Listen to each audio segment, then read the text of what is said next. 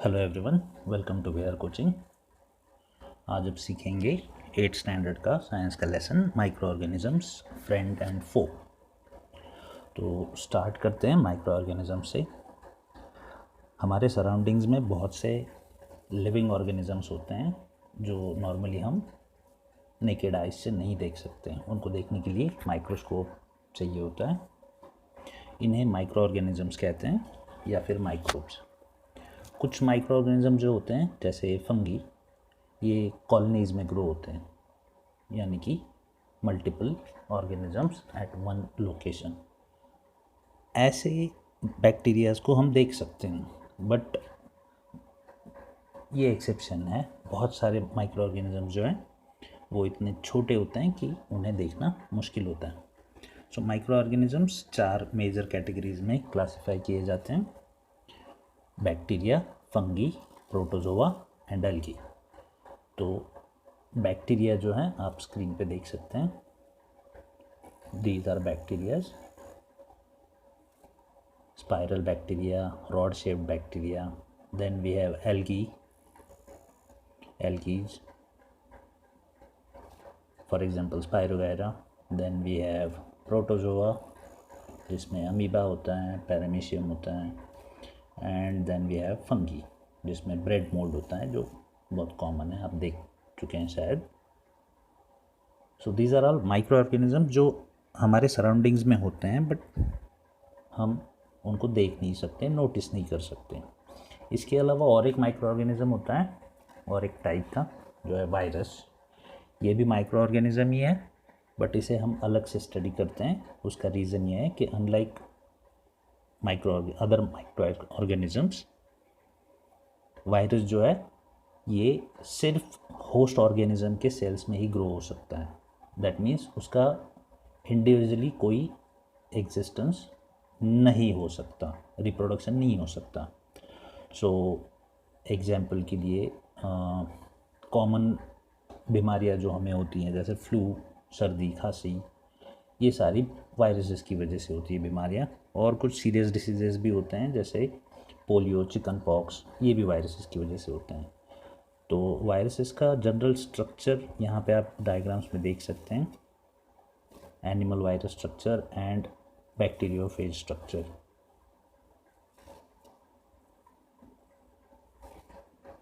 तो ये micro organism जो हैं ये कहाँ रहते हैं और कैसे हमारे लिए यूज़फुल हो सकते हैं।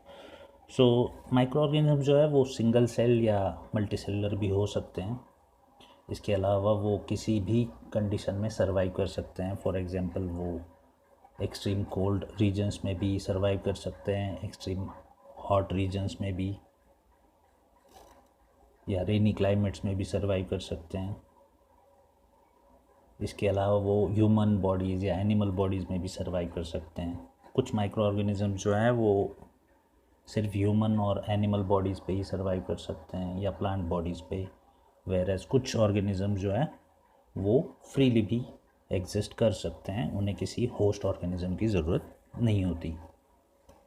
Then micro organisms like amoeba can live alone, अकेले सर्वाइव कर सकते हैं, whereas fungi and some bacteria colonies में सर्वाइव करते हैं, लिव करते हैं। माइक्रो ऑर्गेनिजम्स जो है वो हमारी लाइफ में बहुत बड़ा रोल प्ले करते हैं। उनमें से कुछ हमारे लिए हेल्पफुल होते हैं, कुछ हार्मफुल होते हैं, जिनसे हमें डिसीजेस भी होते हैं। So micro organisms are used for various purposes. They are used in preparation of curd, bread and cake. अब ये हाउस होल्ड एग्जाम्पल्स हैं, इसीलिए इनके बारे में स्टडी करते हैं हम ज़्यादा, कि आप जो घर में कर्ड यूज़ करते हैं, ब्रेड यूज़ करते हैं, इन सब प्रोसेसेस में माइक्रो ऑर्गेनिजम्स हमारी हेल्प करते हैं। They are also used in cleaning up of environment. तो एनवायरनमेंट को क्लीन करने में भी उनका बहुत बड़ा हाथ होता है, क्योंकि अगर आपको पता नहीं है तो बहुत से माइक्रो ऑर्गेनिजम्स डिकम्पोजिशन का काम करते हैं, एज इन जो dead plant parts and animal parts होते हैं या एनिमल्स होते हैं, उनको डिकम्पोज करने का काम ये ऑर्गेनिजम्स, माइक्रो ऑर्गेनिजम्स करते हैं। सो इन दिस वे वो एनवायरनमेंट को क्लीन रखते हैं एंड ऑल्सो सॉइल में न्यूट्रिशन ऐड करते हैं। एग्रीकल्चरल यूसेज भी है इनका, जैसे अभी बताया डिकम्पोज करते हैं, तो डिकम्पोजिशन के थ्रू जो भी नाइट्रोजन क्रिएट होता है, नाइट्रोजन कंपाउंड्स क्रिएट होते हैं, वो वापस सॉइल में ऐड किए जाते हैं। Then we have where do micro organisms live and how do they help us. तो सॉइल फर्टिलिटी की बात की हमने। मिल्क जो है वो, उससे दही बनता है, वो भी बैक्टीरिया की हेल्प से। तो कर्ड में जो है दही जो बनता है वो बेसिकली उसके लिए प्राइमरी बैक्टीरिया जो रिस्पॉन्सिबल होता है उसका नाम है बैक्टीरियम लैक्टोबैसिलस। ये कर्ड फॉर्म होने में हेल्प करता है। इसमें बेसिकली होता ये है कि मिल्क के अंदर जो प्रोटीन्स हैं उनका मल्टीप्लिकेशन होता है एंड कर्ड फॉर्म हो जाता है। Bacterias are also involve in making of cheese, pickles and many other food items. तो ये थे हाउस होल्ड यूसेजेस जो हम घर में यूज़ करते हैं। इसके अलावा कमर्शियल पर्पजेज़ के लिए भी माइक्रो ऑर्गेनिजम्स का यूज़ किया जाता है। तो माइक्रो ऑर्गेनिजम्स यूज़ होते हैं large scale production of alcohol, wine, acetic acid जिसे विनेगर भी कहते हैं। उसके बाद यीस्ट यूज़ होता है अल्कोहल एंड वाइन के फॉर्मेशन में, प्रोसेसिंग में। For this purpose yeast is grown on natural sugars present in grains. तो इसके लिए क्या करते हैं, तो जो ग्रेन्स होते हैं उनमें जो नेचुरल शुगर होता है उस पर यीस्ट ग्रो किया जाता है। For example barley, wheat, rice, इनके ग्रेन्स पे यीस्ट ग्रो किया जा सकता है। तो ये जो प्रोसेस होती है नेचुरल शुगर्स को अल्कोहल में कन्वर्ट करने की, उसे कहते हैं fermentation. The process of conversion of sugar into alcohol is known as fermentation. Louis Pasteur ने ये डिस्कवर किया था प्रोसेस 1857 में। कमर्शियल यूज़ के अलावा इसके मेडिसिनल यूसेज भी होते हैं।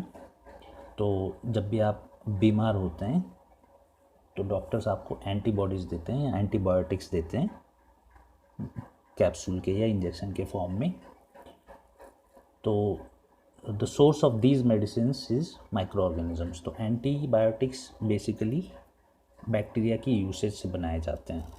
सच मेडिसिन्स जो बैक्टीरिया के हेल्प से या उनके यूसेज से बनाए जाते हैं उन्हें एंटीबायोटिक्स कहते हैं। These days, a number of antibiotics are being produced from bacteria and fungi. Streptomycin, tetracycline and erythromycin, ये कुछ एग्जाम्पल्स हैं एंटीबायोटिक्स के। ये बायोटिक्स या मेडिसिन जो हैं ये बैक्टीरियाज को या कुछ माइक्रो ऑर्गेनिजम्स को जो हार्मफुल है हमारे लिए, उनको या तो उनकी ग्रोथ स्टॉप करते हैं या उनको किल करते हैं। Antibiotics are manufactured by growing specific microorganisms and are used to cure a variety of diseases. Antibiotics are even mixed with the feed of livestock and poultry to check microbial infection in animals. तो इंसानों के अलावा जानवरों में भी इसका use होता है। They are also used to control many plant diseases. तो प्लांट्स के भी डिसीजेस कंट्रोल करने के लिए माइक्रो ऑर्गेनिजम्स का हम यूज़ कर सकते हैं। अब ये एंटीबायोटिक्स यूज़ करने में कुछ प्रिकॉशंस भी हमें लेने चाहिए। फॉर एग्ज़ाम्पल, कभी भी डॉक्टर के एडवाइस के बिना या प्रिस्क्रिप्शन के बिना कोई भी एंटीबायोटिक्स आपने यूज़ नहीं करने हैं, या फिर जो प्रिस्क्रिप्शन डॉक्टर ने दिया है, जितने दिनों का दिया है, उसका पूरा डोसेज कंप्लीट करना चाहिए आपने। गलत डोसेज नहीं लेने चाहिए। जब एक गोली बताई है तो 2 गोलियाँ नहीं लेने चाहिए आपने।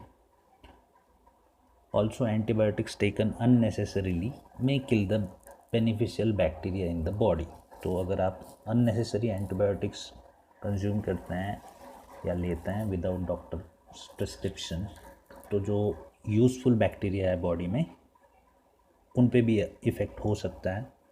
इसीलिए कभी भी डॉक्टर के रिकमेंडेशन के बिना आपने एंटीबायोटिक्स यूज़ नहीं करने हैं। इसके बाद पेनिसिलिन, अगेन ये मेडिसिन बैक्टीरिया का यूज़ करके बनाया गया था। तो 1929 में अलेक्जेंडर फ्लेमिंग ने इस मेडिसिन का इन्वेंशन किया था।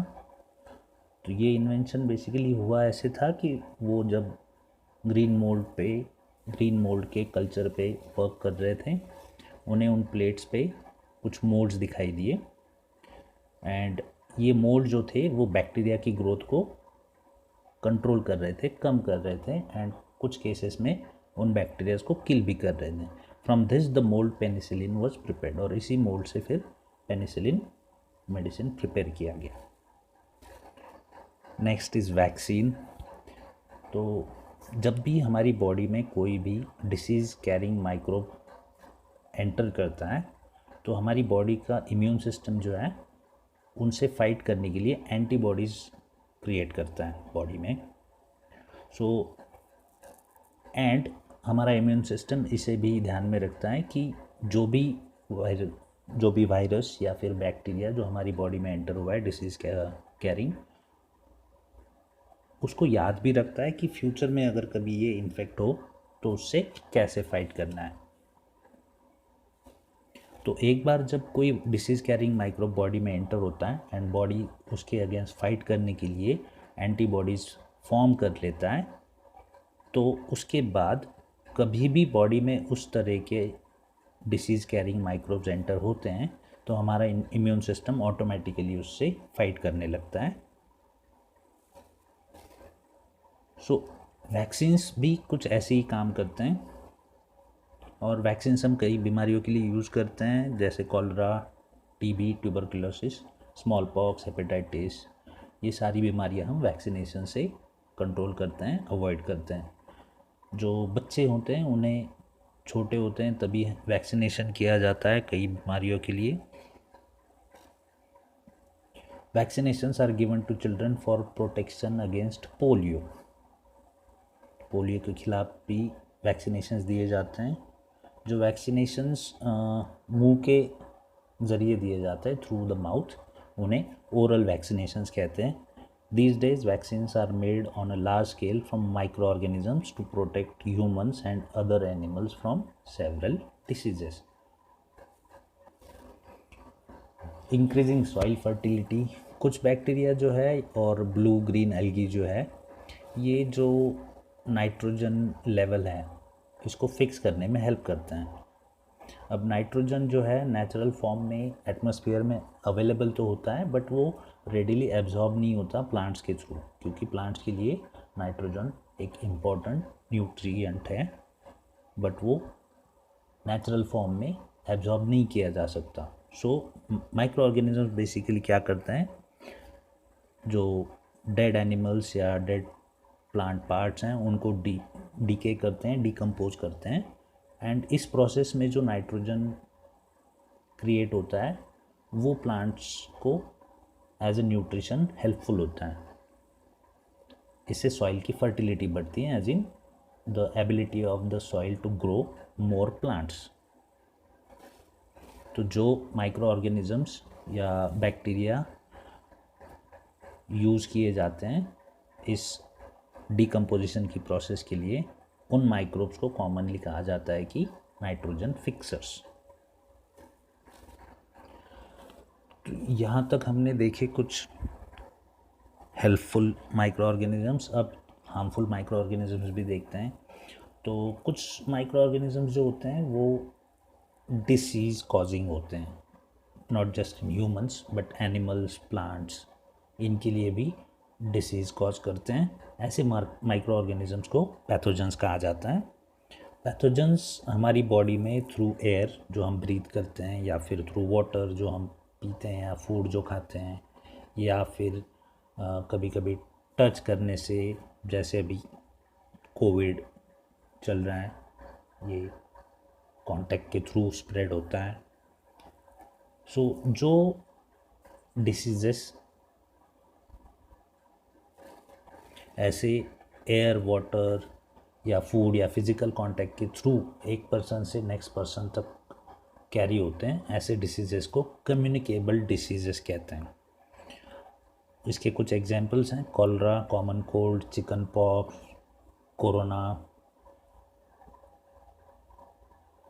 When a person suffering from common cold sneezes, तो जब भी कोई पर्सन जिसे सर्दी है, कॉमन कोल्ड, वो अगर छींकते हैं तो उनके छींकने से छोटे छोटे वाटर मॉइस्चर के ड्रॉपलेट जो हैं वो एयर में स्प्रेड होते हैं, एंड जब नेक्स्ट पर्सन उन चीज़ों की कांटेक्ट में आता है तो ये बीमारी जो है कोल्ड उस पर्सन तक ट्रांसमिट होती है। इसके अलावा कुछ इंसेक्ट्स भी है जो डिसीज़ कैरी करते हैं या फिर डिसीज़ कैरी करने वाले माइक्रोब्स को कैरी करते हैं। फॉर एग्जांपल हाउस फ्लाई आपको पता है हम घर में खाना ढक के इसलिए रखते हैं क्योंकि मक्खियाँ अगर उस पर बैठते हैं तो उनके थ्रू जो बैक्टीरियाज हैं वो ट्रांसमिट हो सकते हैं। सो ये पैथोजेंस रोकने के लिए हम फूड को ढक के रखते हैं खाने को, क्योंकि जो भी पर्सन ये कंटेमिनेटेड फूड खाता है उसे उस खाने की वजह से बीमारियां हो सकती हैं। सो ऐसे कुछ कैरियर्स का एग्जांपल है फीमेल एनोफिलिस मॉस्किटो जो मलेरिया के पैरासाइट्स को कैरी करता है, एंड फीमेल एडिस मॉस्किटो जो डेंगू के वायरस को कैरी करता है। सारे मॉस्किटो जो है वो वाटर में ब्रीड होते हैं, इसीलिए आपने ध्यान रखना है कि स्टैग्नेटेड वाटर को आपने जल्दी से जल्दी हटा देना है, वाटर स्टैग्नेट नहीं होना देना है। अब कुछ कॉमन डिसीजेस को देखते हैं हम जो माइक्रो ऑर्गेनिजम्स की वजह से होते हैं। So tuberculosis, measles, chickenpox, polio ये बीमारियां होती हैं। टीबी होता है बैक्टीरिया से, मीजल्स, चिकन पॉक्स और पोलियो होता है वायरस की वजह से। मोड ऑफ ट्रांसमिशन इनका है टीबी एंड मीजल्स के लिए एयर के थ्रू ट्रांसमिट होता है bacteria and virus. Chicken pox और पोलियो के केस में एयर के साथ साथ और एक फैक्टर ऐड होता है, जैसे चिकन पॉक्स में एयर के साथ अगर डायरेक्ट कांटेक्ट आ जाए तो भी फैलती है ये बीमारी, और पोलियो एयर के साथ वाटर के थ्रू भी ट्रांसमिट होती है। इससे प्रिवेंशन क्या हो सकता है, तो keep the patient in complete isolation, patient को आइसोलेट करके रखें। Keep the personal belongings of the patient away from others and vaccinations to be given at suitable age. तो जो इन्फेक्टेड पर्सन है या फिर जो बीमार पर्सन है उसको आइसोलेट करे, उनकी चीज़ें और कोई यूज़ ना करे, एंड जितना जल्दी हो सके प्रॉपर एजेस में उनको वैक्सीनेट करें। Next is cholera and typhoid जो बैक्टीरिया से होते हैं, ये वाटर एंड फूड के थ्रू ट्रांसमिट होते हैं। इसके लिए आप प्रिवेंटिव मेजर्स ये ले सकते हैं कि पर्सनल हाइजीन रखें, सैनिटरी हैबिट्स अच्छे हो आपके, रोज़ नहाए, ब्रश करें, जब भी बाहर से आए हाथ धोएं, अच्छे से कुक किया हुआ फूड और साफ़ पानी पिए, and vaccination. Then we have hepatitis A जो वायरस के थ्रू फैलता है पानी से, एंड इसके लिए आपको पानी साफ़ पीना चाहिए, पॉसिबल हो तो पानी हमेशा बॉईल करके पिए। मलेरिया प्रोटोजोआ से फैलता है मॉस्किटोज़ के थ्रू, तो इसके लिए आप मॉस्किटो रिपेलेंट क्रीम्स या मशीन्स, लिक्विड्स यूज़ कर सकते हैं। साथ ही आप मॉस्किटोज़ ब्रीड ना हो इसके लिए भी आप प्रिकॉशंस ले सकते हैं। तो माइक्रो ऑर्गेनिजम्स जो हैं वो सिर्फ ह्यूमंस को ही अफेक्ट करते हैं, ऐसे भी कुछ नहीं, कुछ प्लांट्स को और एनिमल्स को भी इनसे डिसीजेस हो सकते हैं। फॉर एग्जांपल बैक्टीरियाज की वजह से कैटल्स में और ह्यूमंस में भी डिसीजेस फैल सकते हैं, या फिर वायरसेस की वजह से कैटल्स को माउथ और फीट के डिसीज़ हो सकते हैं। देन प्लांट्स में भी डिसीजेस हो सकते हैं। तो कुछ माइक्रो ऑर्गेनिजम्स जो हैं वो wheat, rice, potato, orange, Apple ऐसे प्लांट्स के लिए हार्मफुल हो सकते हैं। ये जो बीमारियां होती हैं ये क्रॉप्स का यील्ड जो है वो डिक्रीज करते हैं, यानी कि जो खेत से प्रोडक्शन हो रहा है उसको कम कर देते हैं। इनको आप कंट्रोल कर सकते हैं through chemical fertilizers, pesticides, insecticides.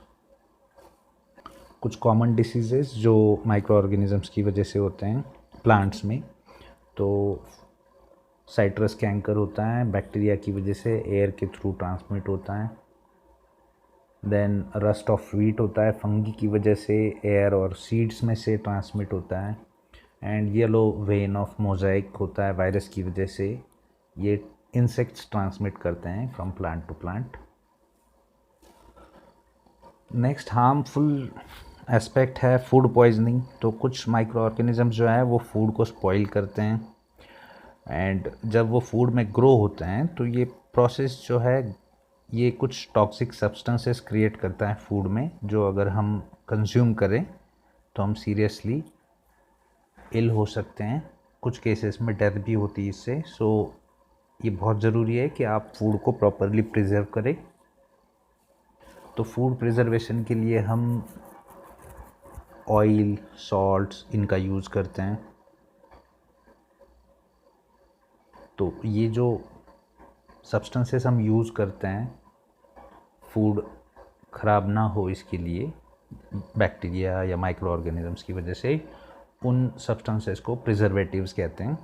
Generally हम सॉल्ट या एसिड यूज़ करते हैं पिकल्स में। Sodium benzoate and sodium metabisulfite are common preservatives. These are also used in jams and squashes. तो जैम्स में यूज़ होता है। कॉमन सॉल्ट भी यूज़ करते हैं प्रिजर्वेशन के लिए, जैसे मीट एंड फिश अगर इनको स्टोर करना है फॉर लॉन्गर टाइम्स तो उनको नमक के अंदर रखते हैं, नमक छिड़कते हैं उन पर। जैम्स, जेलीज, स्क्वाशेस इनको प्रिजर्व करते हैं शुगर का यूज़ करके। शुगर जो है वो मॉइस्चर कंटेंट कम करता है फूड प्रोडक्ट्स में, जिसकी वजह से बैक्टीरिया की ग्रोथ कंट्रोल में रहती है। ऑयल, विनेगर भी जो है वो यूज़ किया जाता है, जैसे अचार में यूज़ करते हैं ऑयल। पास्चराइजेशन भी एक मेथड है जिससे आप मिल्क को प्रिजर्व कर सकते हैं। इसमें बेसिकली करते ये हैं कि दूध को 70 डिग्री सेल्सियस तक हीट करते हैं 15 से 30 सेकंड तक, एंड रैपिडली उसको ठंडा कर देते हैं और स्टोर कर लेते हैं। ऐसे करने से उनके उस मिल्क के अंदर जो भी माइक्रोब्स हैं उनका ग्रोथ जो है वो कंट्रोल में आता है, कंट्रोल हो जाता है। दिस प्रोसेस, ये जो प्रोसेस है ये लुईस पास्चर ने डेवलप किया था और इस प्रोसेस को पास्चराइजेशन कहते हैं। नाइट्रोजन फिक्सेशन की बात हमने वीडियो में पहले की थी, अब थोड़ा डिटेल में देखते हैं इसको। राइजोबियम बैक्टीरिया जो है ये नाइट्रोजन फिक्सेशन में काम आता है। तो लिगुमिनस प्लांट्स जो होते हैं जैसे पल्सेस होते हैं उनके रूट्स में ये राइजोबियम रहते हैं।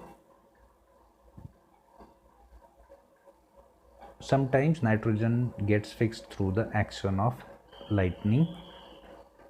जो एटमॉस्फेयर में नाइट्रोजन है वो लाइटनिंग की वजह से फिक्स होता है, यानी कि यूज़फुल सब्सटेंसेस में कन्वर्ट होता है। हमारे एटमॉस्फेयर में 78% नाइट्रोजन है। ये बहुत इम्पोर्टेंट है क्योंकि सारे लिविंग ऑर्गेनिजम्स जो है नाइट्रोजन के through he proteins, chlorophyll, nucleic acids and vitamins को सिंथेसाइज कर सकते हैं।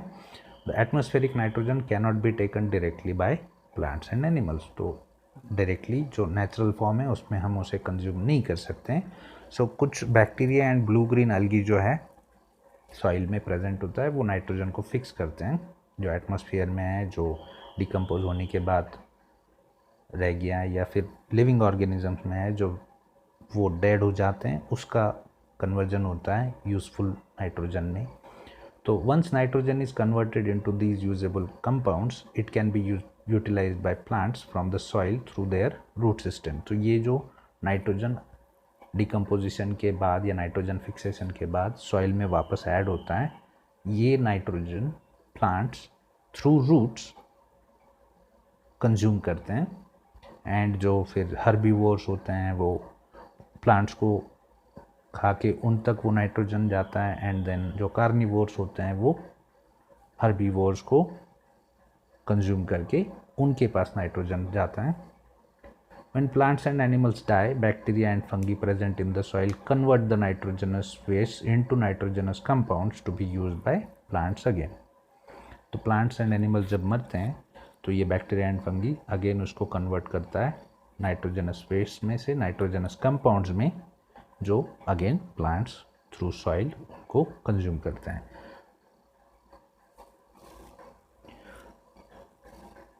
तो यहाँ पे नाइट्रोजन साइकिल आप ऑब्जर्व कर सकते हैं। एटमॉस्फेयर में जो भी नाइट्रोजन है वो blue green algae and bacteria के थ्रू फिक्स होने लगता है और उससे यूज़फुल नाइट्रोजनस कंपाउंड्स क्रिएट होते हैं जो सॉइल में मिक्स हो जाते हैं। एंड सॉइल में मिक्स होने के बाद बैक्टीरिया जो है इस कन्वर्टेड नाइट्रोजन को अगेन गैसियस फॉर्म में ट्रांसमिट करता है into atmosphere. Then nitrogen lightning की वजह से भी फिक्स होता है एटमॉस्फेयर में, जो अगेन प्लांट्स तक पहुंचता है, सॉइल तक। सॉइल से वो प्लांट्स में आता है, प्लांट्स से एनिमल प्लांट्स को जो खाते हैं उन तक पहुंचता है, देन वो जो कार्निवोर्स हैं उन तक पहुंचता है एंड उनका डिके होने के बाद वापस सॉइल में एंड सॉइल से फिर से एटमॉस्फेयर में। तो ये है नाइट्रोजन साइकिल। इसे आप बुक में से स्टडी करेंगे एक बार। अगर आपके कुछ डाउट्स है इसके रिलेटेड तो आप विक्रम सर या मुझे पोस्ट करेंगे। लेसन एक बार रीड करना है पूरा and thank you very much.